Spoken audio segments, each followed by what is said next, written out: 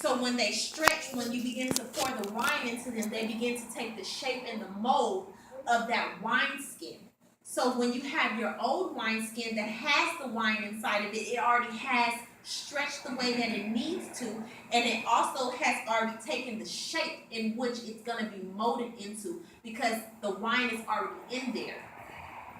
So when you pour that wine out of the old wineskin and begin to pour the new wine into that old wineskin, it cannot take that molding. The bottle will bust. Why? Because the shape is already there. The Lord said, if that old you is already molded into who you desired it to be, how can you pour the new you that I am desiring you to be into the old you? How do you see those two mixing? It's not possible. You have to let go of the old you and allow the new you to come forth. Why? Because when you pour the new you into the old you, the bottle busts. When the bottle busts, the Lord is speaking that when the bottle busts, you're allowing the old you to the new you to no longer exist. Now the Lord has to pick the pieces up to the old you and allow the new you to be remolded again. And he has to allow himself to begin to pour again, because now you allow the new you to wash away. The Lord, I began to talk to the Lord. I said, why does the new, the Lord told me to look into a commentary. I said, Lord, why does the new wine bust in old wine bottles? And he began to speak those things. He told me about the shrinking of the cloth and things like that. And he also said, so basically, so you just have to allow the new you to come forth. Okay, so now we're going to go over to Luke chapter 5, verses 38 and 39.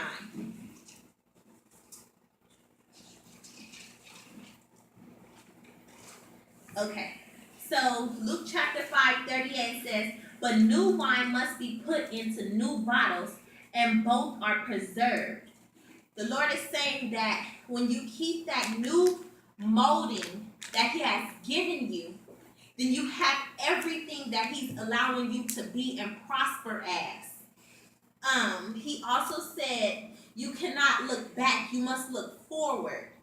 There's no way when he calls you to do something new and he calls you to prosper in this area, you can no longer look back. You have to look forward. You have to keep going. The labels, they go around the whole bottle, but you have to allow yourself to stay forward. This is the forward part of the bottle. You don't want to look at the back, because the Lord is putting your ingredients on the back, not you. Woo.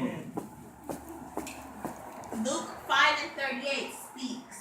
5 and 39 says, no man also having drunk old wine straightway desire new, for he said the old is better. The Lord said, when you continuously keep reverting, going backwards, moving away from what the Lord has called you to, you eventually give up on the new you, and the struggle between the old you and the new you will overpower the new you. Therefore, there will no longer be a new you.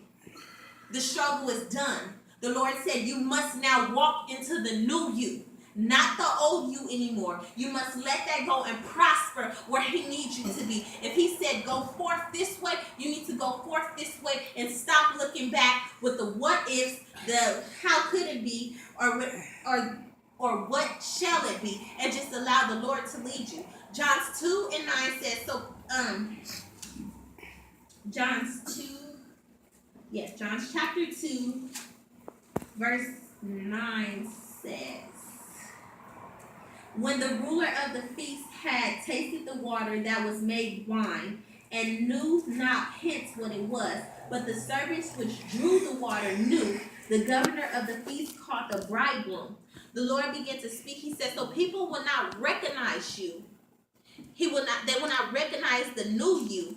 They will still be looking for the old you, to only realize that the master has sent for the new you to come forth.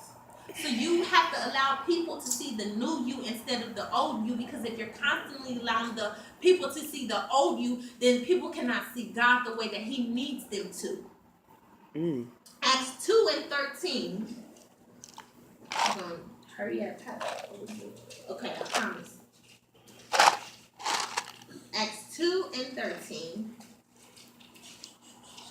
It says, others mocking said, these men are full of new wine. The Lord said, there will be some that will realize that it is the new you, but still choose to mock you because they still choose not to accept you. It does not matter if man does not accept you. The Bible said nothing is possible with man, but all things are possible with God. So it does not matter if the man does not accept you. If God accepts you as the new you, walk in the new you to prosper.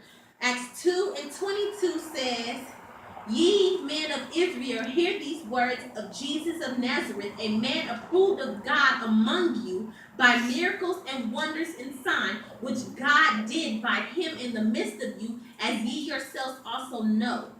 God said, take heed to what he is saying to you today. This day forward, take heed to the word. Pride comes before destruction, and a hasty heart before a fall. Take heed to the word, because there comes a time when the Lord is going to say, do you choose me or do you choose the world? Amen. Amen.